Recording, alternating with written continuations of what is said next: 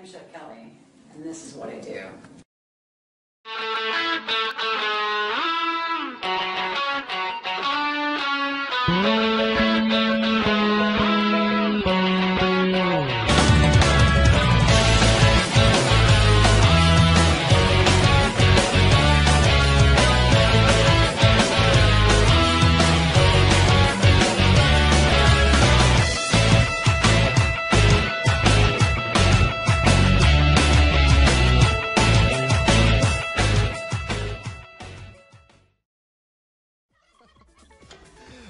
Rick is playing the for the season.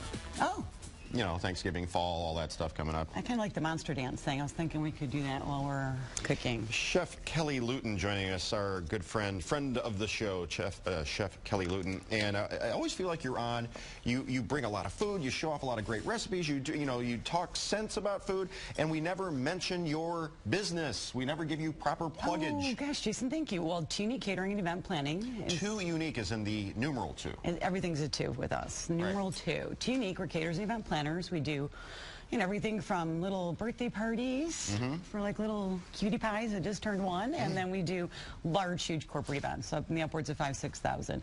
And then Pure Food to You is our organic company. Pure Food to you. Okay. Right? That's like our little fancy pants sort of thing. Gotcha. But thank you for that. Yeah, we're busy and just trying to bring the word of good food out to people. All right, what are we making? We see the harvest here, the theme. Yeah, I think that when we're coming into fall and we're all busy and the kids are back to school, I think we want some heartier foods. I think we want some foods that we can prep ahead, Jason. So today our theme is kind of autumn casseroles, and a lot of these things, I'm not a crock pot person because I've never had to be a crock pot person, but probably either of these stews, like if you understand crock pot cookery, you could throw them in the crock pot and come back.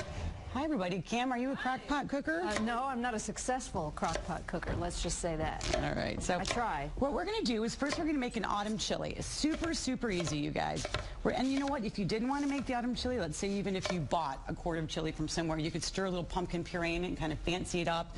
Maybe buy vegetarian chili and put a little turkey in it. So there's a lot of little shortcuts. But first, let's just go ahead and we're going to get the onions going. Yeah. I think the nice thing, too, about chili is it can have so many flavors. I think people are just accustomed, like, oh, it's got to have beef and it's got to be red. Right. But this is more of like a white chili, and with the pumpkin in it, it kind of gives it like a really fun fall flavor with the cumin and stuff. Like seasonality is so important.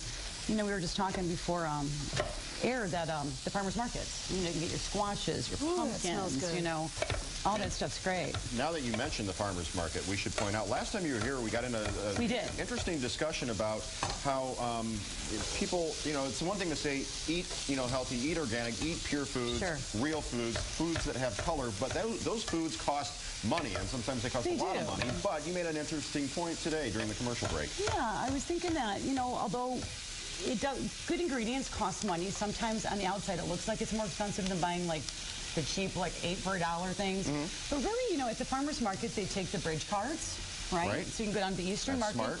And Jason, when you go to the markets, you can buy like usually double the quantity than you can in the grocery stores.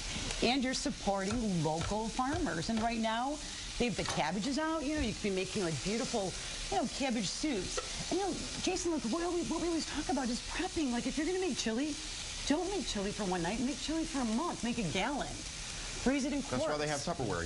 Yeah. So, one night it's turkey chili with a Caesar salad, and the next time it's turkey with like a little fancy cornbread hat, which, by the way, I think we got to get you rolling on this. Okay, what am I doing here? Okay, so I got the chili roll, and there's peppers, there's onions. I'm going to keep that going. That is our cornbread hat, and the recipes are online. It's just cornbread. I put a little wheat flour in, because if I'm going to use flour, why not use wheat, right?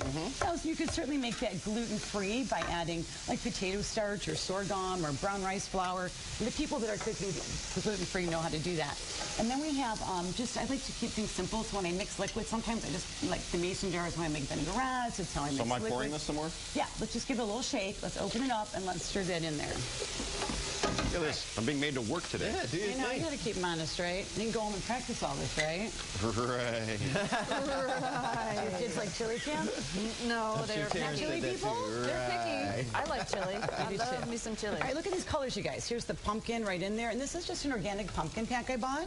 So there's nothing like hard or fancy about that. Skills, Jason. You know what you're doing there. You're pouring it in slow. You're mixing it nice. Look at you, man. Looks like you've maybe even like bartending background. Somebody hit the button marked booze. All right, so there we go, you guys. Tomato product. You know, we wanted to, brown off our turkey. We're going to add a little chicken stock. Now, you could also make your own chicken stock. You know, there's so many great ones on the market now. There's almost like no reason to not use a good chicken stock and stuff. This is an organic one I picked up at one of the stores. All right, so we browned our meat. The chili and onions are cooking. It got that pumpkin, a little bit of spice, garlic, cumin, chili powder.